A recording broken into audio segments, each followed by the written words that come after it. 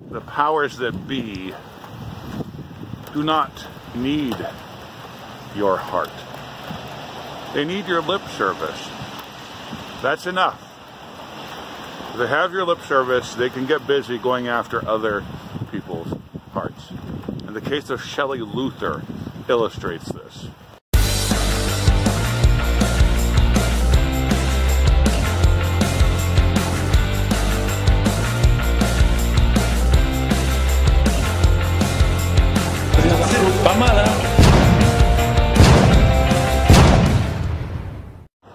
It connects to the Donatists.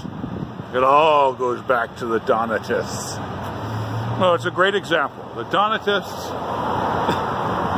I've talked about them before on this channel.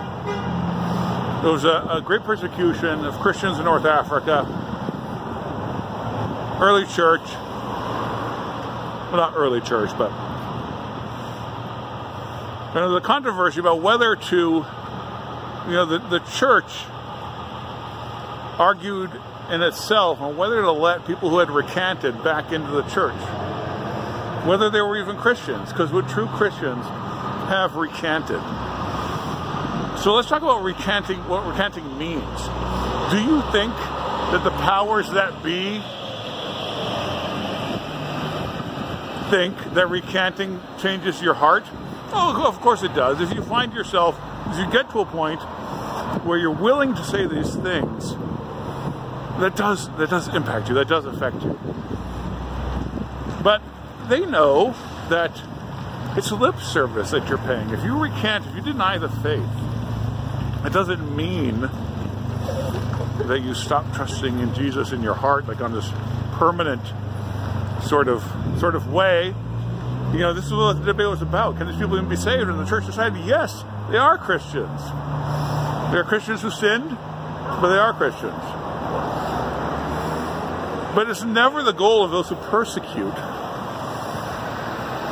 to make you change your heart. They want to change your behavior. Therefore, your lip service is important. And when a judge in Texas, and so I'm moving away from persecution of Christians here to more talk about the powers that be, right? The interests of the powers and principalities. So you have a judge in Texas backing up these interests by demanding that a woman who opened her salon against quarantine regulations not only pay a fine, not only be convicted, but apologize for her selfishness, because that lip service is important. She was selfish. We could, according to their view, we could penalize her. But more important than that is getting her to admit that she had been selfish. Getting her to admit that she was wrong. The same way it was important to persecutors in the Roman Empire to get Christians to admit that civil religion, that Caesar is God, was more important. The Jews were very annoying that way too. They kept claiming that their God was higher than civic life.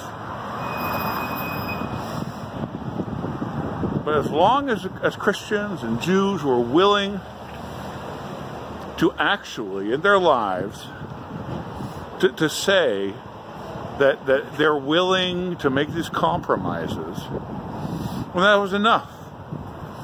That's enough, because that already constitutes the civic religion. We need to realize that this lip service is important. And when Shelley Luther refuses to apologize, she's doing a great thing. She is proclaiming that the lip service is a part of her ethos and of her ethic and of her morality. It's a big deal. And we as Christians ought to be admiring her. And we ought to be wondering, what are we doing in the middle of this crisis? And at other times, when the powers and principalities are princes, by the way, come after us. What do we say? What do we pay lip service to? You know, there have been churches who stopped worshiping and said, the government has the right to make us stop.